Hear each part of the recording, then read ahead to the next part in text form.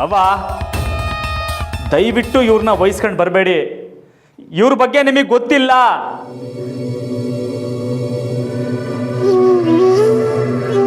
ಈ ಮನೆಯಾಗೆ ಯಾರು ಇವ್ರ ಮಾತನ್ನ ನಂಬಕ್ಕಿಲ್ಲ ಅಂತ ಅವ್ರಿಗೆ ಸಂದಾಗ ಗೊತ್ತು.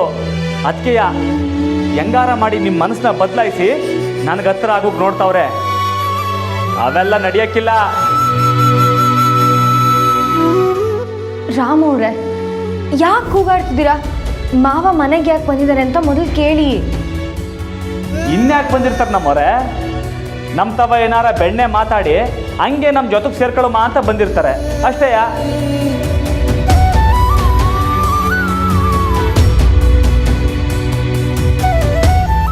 ರಾಮ, ನಾನು ನಿನ್ನ ತಾಯಿ ಬಗ್ಗೆನೇ ಹೇಳಕ್ ಬಂದಿದ್ದೀನಿ ಕಲ್ಲ. ಈ ದಿವಸ ಮುಚ್ಚಿಟ್ಟು ದಿಸ್ಯಾನ ನಿಲ್ಸಿ ನಿಲ್ಸಿ.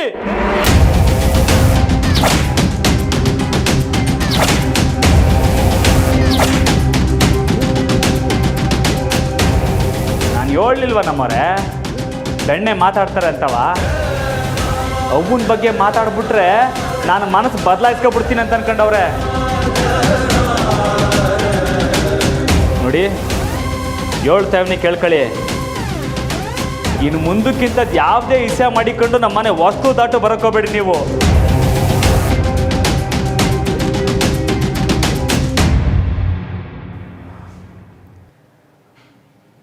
ನಮ್ಮವ್ವನ ಪಿರುತಿ ಸಿಗ್ಬೇಕಾದ ವಯಸ್ಸಲ್ಲೇ ಅದನ್ನ ಕಿತ್ಕೊಂಡವ್ರು ನೀವು. ಈಗ ಬಂದು ಸಮಾಧಾನದ ಮಾತಾಡ್ಬಿಟ್ರೆ ನಾನು ಕರಗ್ಬಿಡ್ತೀನಾ? ದಯವಿಟ್ಟಿಲ್ಲದ ಹೊಂಟೋಗಿ.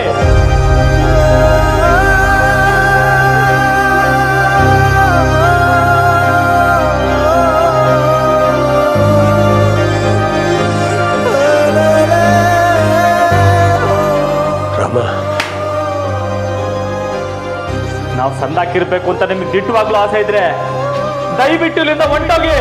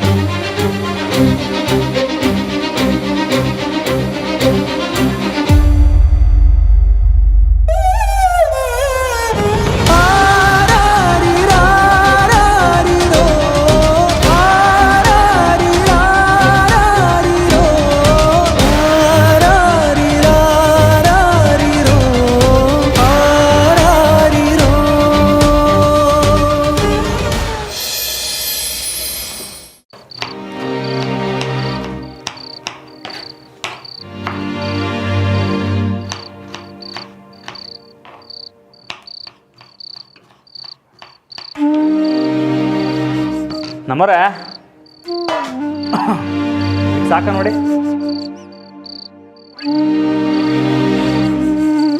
ಅಯ್ಯೋ ನಮ್ಮರೆ,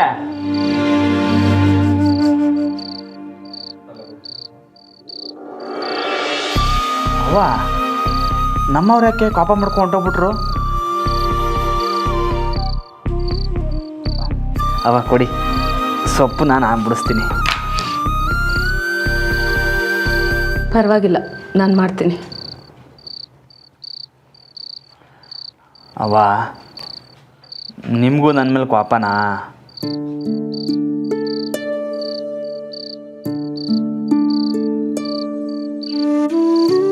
ಅವ್ವ ನೀವೇನು ಮನಸ್ಸಿಗೆ ಹಾಕಬೇಡಿ. ನಾನು ಅವ್ರಿಗೆ ಹೇಳಿದ್ರಾಗೆ ತಪ್ಪೇನಿಲ್ಲ. ಅಲ್ಲ, ಏಟ ಹೇಳಿದ್ರು ಅಟ್ಟಿತಕ್ಕೆ ಬಂದ್ಬಿಟ್ಟವ್ರೆ. ಕೋಪ ಬರೋಕ್ಕಿಲ್ವ ನೀವೇ ಹೇಳಿ? ಅದಕ್ಕೆ ಸರಿಯಾಗಿ 4 ಮಾತು ಅಂದ್ಬಿಟ್ಟೆ. ಇನ್ಯಾವತ್ತೂ ನಮ್ಮ ಅಟ್ಟಿ ತಕ್ಕ ಬರಬಾರ್ದು. ಅದಕ್ಕೆ ರಾಮ, ನೀನೇ ನನ್ನ ಮಗ.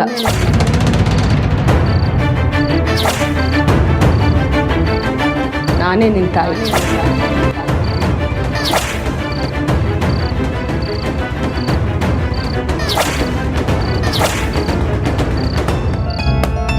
ನೀ ನನ್ನ ಮಗ ಇದ್ದಂಗೆ ಅಲ್ವಾ? ಹೇಳು, ನಾನು ನಿನ್ನ ತಾಯಿನೇ ತಾನೇ? ಹೌದವ, ಹುಟ್ಟಿದಾಗಿಂದ ತಾಯಿ ನೋಡದೇ ಇರೋ ನನಗೆ ನೀವೇ ತಾಯಿ, ನೀವೇ ನಮ್ಮ ಅವ್ವ ಕಣವ. ಅವ್ವ ಆದವಳಿಗೆ ಮಗನಿಗೆ ಯಾವ್ದು ಸರಿ ಯಾವ್ದು ತಪ್ಪು ಅಂತ ಹೇಳ್ಕೊಡೋ ಕರ್ತವ್ಯ ಇರುತ್ತೆ ತಾನೆ.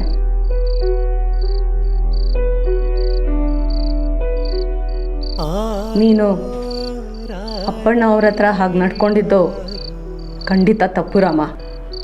ಅಲ್ಲಮ್ಮ, ಅವ್ರು ನಿನ್ನ ಹತ್ರ ಸುಳ್ಳು ಹೇಳಿರ್ಬೋದು, ಸತ್ಯನ ಮುಚ್ಚಿಟ್ಟಿರ್ಬೋದು, ಆದರೆ ಅದನ್ನು ಯಾಕೆ ಮಾಡಿದ್ರು ಅಂತ ಒಂದ್ಸಲಿ ಯೋಚನೆ ಮಾಡಿದ್ಯಾ?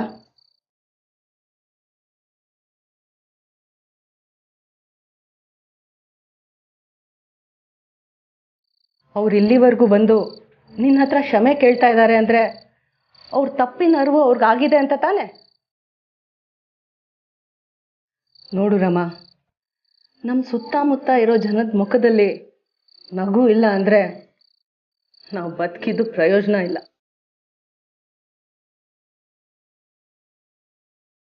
ಒಬ್ಬ ವ್ಯಕ್ತಿನ ಪ್ರೀತಿಸದೆ ಹೋದ್ರು ದ್ವೇಷಿಸಬಾರ್ದು ರಾಮ.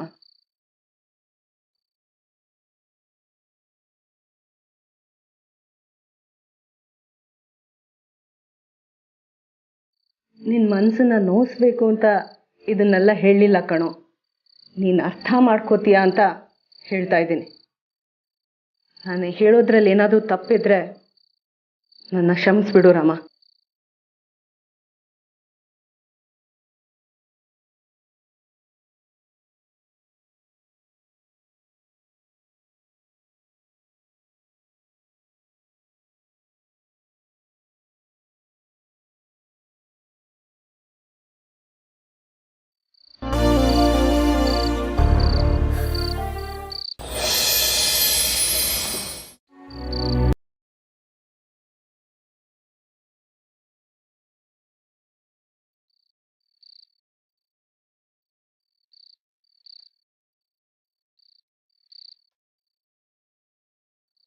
ನಮ್ಮವ್ರು ಇನ್ನೂ ಕ್ವಾಪ್ತಾಗವ್ರ ಹೆಂಗೆ? ಈಗ ಮಾತಾಡ್ಸಿದ್ರೆ ಮಾತಾಡ್ತಾರ?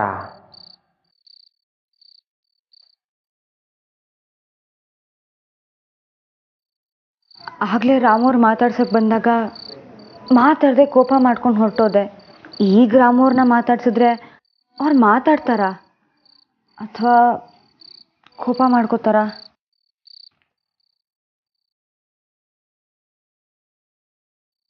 ನಮ್ಮರೆ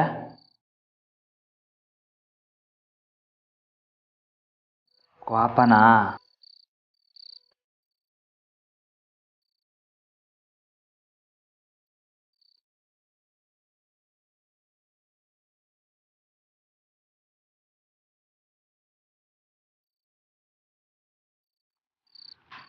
ಯಾಕೆ ನಿದ್ದೆ ಬರ್ತಿಲ್ವಾ? ಇಲ್ಲ ನಮ್ಮರೆ, ಅದು ನೀವು ಪಾಪ ಕಷ್ಟಪಡ್ತಾ ಇದ್ರಲ್ಲ ಅದಕ್ಕೆ ನಾನುವೇ. ರಾಮವ್ರೆ, ಮನಸ್ಸಿನಲ್ಲಿ ಸಂಕಟ ಇಟ್ಕೊಂಡು ನನ್ನ ಹತ್ರ ಏನೂ ಆಗದಿರೋ ಥರ ಮಾತಾಡ್ತಿದ್ದೀರಲ್ಲ, ನಿಮಗೆ ನನ್ನ ಮೇಲೆ ಕೋಪ ಇಲ್ವಾ? ಇಲ್ಲ ನಮ್ಮರೆ, ನನಗೇನು ಸಂಕಟ ಇಲ್ಲ. ಯಾಕೆ ಸುಳ್ಳು ಹೇಳ್ತಿದ್ದೀರಾ? ನಿಮ್ಮ ಮನಸ್ಸು ಎಷ್ಟು ಸೂಕ್ಷ್ಮ ಅಂತ ನನಗೆ ಗೊತ್ತು.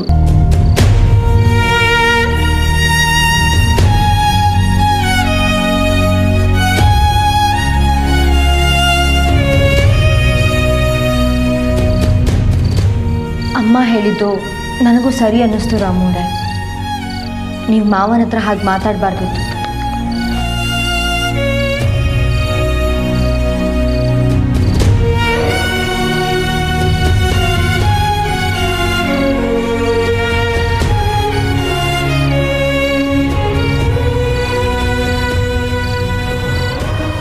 ಸರಿ ಬಿಡಿ, ಈಗ ಅದ್ರ ಬಗ್ಗೆ ಮಾತಬೇಡ, ನೀವು ಹೋಗಿ ಮಲ್ಕೊಳ್ಳಿ.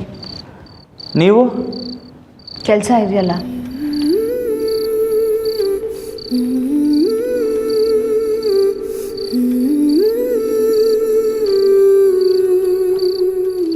ನಮ್ಮರೆ, ಇದನ್ನೆಲ್ಲ ಕತ್ತಿಸ್ಕೊಂಡು ಏನು ಮಾಡ್ತೀರಿ?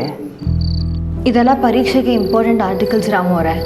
ಇದನ್ನೆಲ್ಲ ಕಟ್ ಮಾಡಿ ಒಂದು ಬುಕ್ಕಲ್ಲಿ ಪೇಸ್ಟ್ ಮಾಡಿಕೊಂಡು ಆವಾಗವಾಗ ರೆಫರ್ ಮಾಡ್ತೀನಿ. ಹಂಗಾರೆ ಇನ್ಮ್ಯಾಕೆ ಯಾವ್ಯಾವ್ದನ್ನ ಕತ್ತರಿಸ್ಬೇಕು ಅಂತ ಗುರ್ತು ಮಾಡಿ ಮಡಗಿ, ನಾನು ಕತ್ತರಿಸ್ಕೊಡ್ತೀನಿ. ಹಾಗಾದರೆ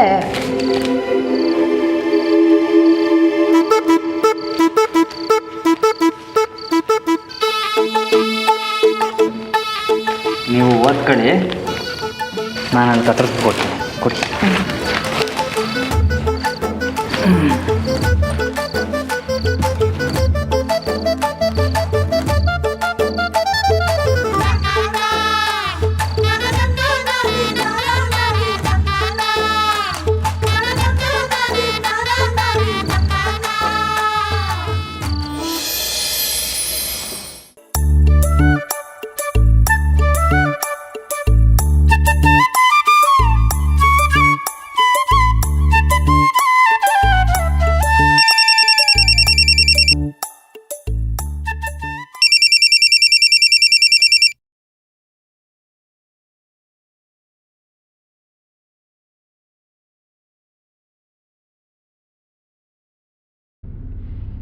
ನನ್ನ ಕೊಲೆ ಕಟ್ ಮಾಡ್ತಾನೆ.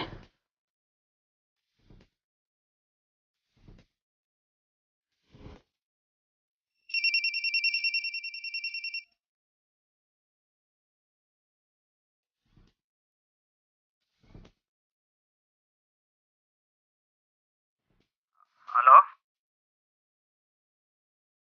ಯಾಕೆ ಭಾವ, ನನ್ನ ಮೇಲೆ ಕೋಪನಾ? ಅಯ್ಯೋ ಹಂಗೇನಿಲ್ಲ. ಅದಕ್ಕೆ ಹೇಳಿ. ಭಾವ, ನಿಮ್ಮ ಮನಸ್ಸಿಗೆ ಬೇಜಾರಾಗಿರೋದು ನನಗೆ ಅರ್ಥ ಆಗತ್ತೆ. ಆಗಿರೋ ಘಟನೆಯಿಂದ ನೀವು ಎಷ್ಟು ನೊಂದ್ಕೊಂಡಿದ್ದೀರೋ ನನಗೂ ಅಷ್ಟೇ ನೋವಾಗಿದೆ. ನಂದು ನನ್ನ ತಂಗಿ ಅಂತ ಅವಳು ಮಾಡಿದ್ದೆಲ್ಲ ಸರಿ ಅಂತ ನಾನು ಯಾವತ್ತೂ ಹೇಳಲ್ಲ. ಅವಳ ಮೇಲೆ ನನಗೂ ಕೋಪ ಇದೆ. ನಂದು ಹಾಗೆ ಮಾಡಿದ್ಲು ಅಂತ ನೀವು ನನ್ನ ಹತ್ರ ಸರಿಯಾಗಿ ಮಾತಾಡದೇ ಇರೋದು ಯಾವ ನ್ಯಾಯ ಭಾವ? ಅದಕ್ಕೆ ಹಂಗೇನಿಲ್ಲ. ನಾನು ಇನ್ನೊಬ್ಬರ ಮ್ಯಾಗ ಕೋಪ ಮಾಡ್ಕೊಂಡು ಕಾರ್ಯ ಸಾಧಿಸ್ಕೊಳ್ಳೋನು ಅಲ್ಲ. ನಾನೀಗ ನನ್ನ ಪಾಡಿಗಿವ್ನಿ ಅಷ್ಟೇ.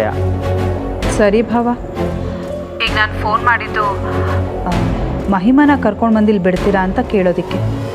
ಅದಕ್ಕೆ ಅದು ನಂಗೆ ಹೊಸಿ ಕೆಲಸ ಐತೆ. ಹೌದಾ? ನಿಮಗೆ ನಮ್ಮ ಮನೆಗೆ ಬರೋದಕ್ಕೆ ಇಷ್ಟ ಇಲ್ಲ ಅನಿಸುತ್ತೆ. ಹೋಗಲಿ ಬಿಡಿ ಬಾಬಾ, ತೊಂದರೆ ಇಲ್ಲ. ನಾನೇ ಬಂದು ಕರ್ಕೊಂಡು ಬರ್ತೀನಿ, ಸರಿನಾ? ಅಲ್ಲ ಅದಕ್ಕೆ ನಾನೇ ಬಂದು ಕರ್ಕೊಂಡು ಬರ್ತೀನಿ ಬಿಡಿ ಬಾಬಾ.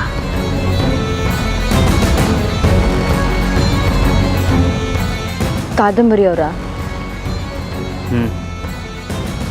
ಮಗುನ ಕರ್ಕೊಬಂದು ಬಿಡೋಕ್ಕಾಯ್ತದ ಅಂತ ಕೇಳಿದ್ರು. ಅದಕ್ಕೆ ನಾನು ಕೆಲಸ ಐತೆ ಅಂದೆ. ಅದಕ್ಕೆ ನಾನೇ ಬಂದು ಕರ್ಕೊ ಹೋಗ್ತೀನಿ ಅಂತ ಹೇಳಿದ್ರು.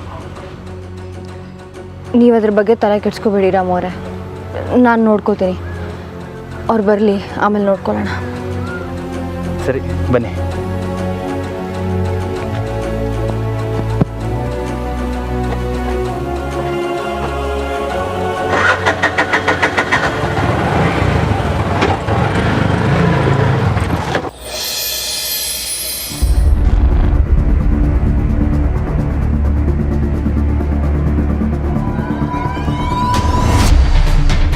ಮಾವ, ನಾನೇ ನಿಮ್ಮ ರೂಮಿಗೆ ಹೋಗಿ ಆ ಮುದುಕಿ ಫೋಟೋ ಎಲ್ಲಿಟ್ಟಿದ್ದೀರಾ ಅಂತ ಹುಡುಕ್ತೀನಿ.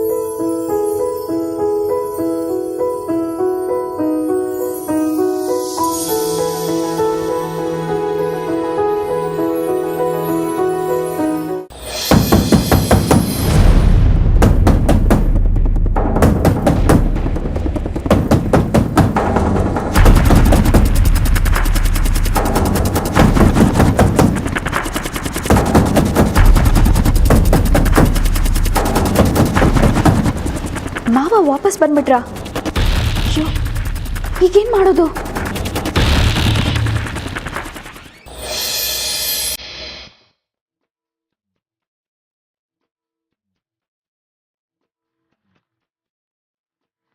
ತಗೊಳ್ಳಿ. ಮೇಡಮ್, ಮೀಟ್ರ್ ಕಾಸು 160 ರೂಪಾಯಿ. ಚಿಲ್ಲರೆ ಇಲ್ವಾ? ನನ್ನ ಹತ್ರ ಚೇಂಜ್ ಇಲ್ಲ. ಅಯ್ಯೋ ಮೇಡಮ್, ನನ್ನ ತವಲು 2000 ಚಿಲ್ಲರೆ ಇಲ್ಲ. ನೋಡಿ, ಬ್ಯಾಗಲ್ಲಿ ಇರ್ಬೋದು.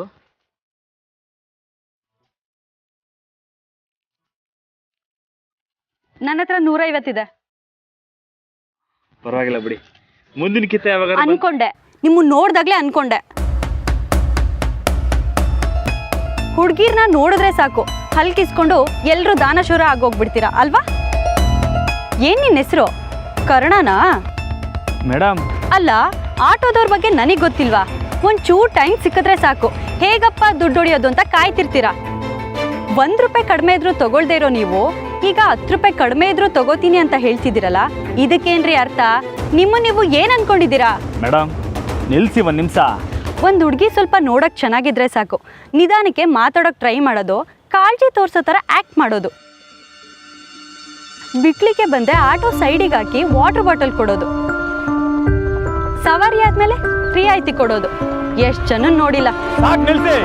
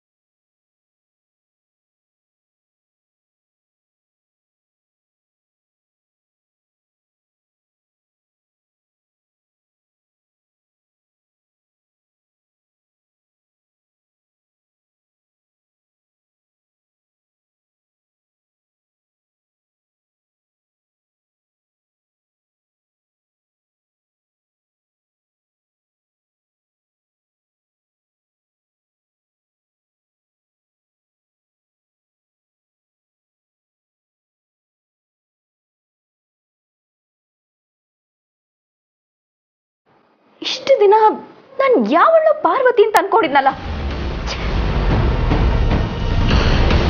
ಇವಳು ನನ್ನ ಕಣ್ಣು ಮುಂದೆನೇ ಇದ್ಲು. ನಾನು ಆ ಕೋಣನ ಮನೇಲಿದ್ದೆ. ಈ ವಿಷಯ ನನಗಾಗಲೇ ಗೊತ್ತಾಗಿದ್ದಿದ್ರೆ ಎಲ್ಲನೂ ನನ್ನ ಕಂಟ್ರೋಲಿಗೆ ತಗೊಂಡು ಎಲ್ಲರೂ ಆಟ ಆಡಿಸ್ಬೋದಿತ್ತು.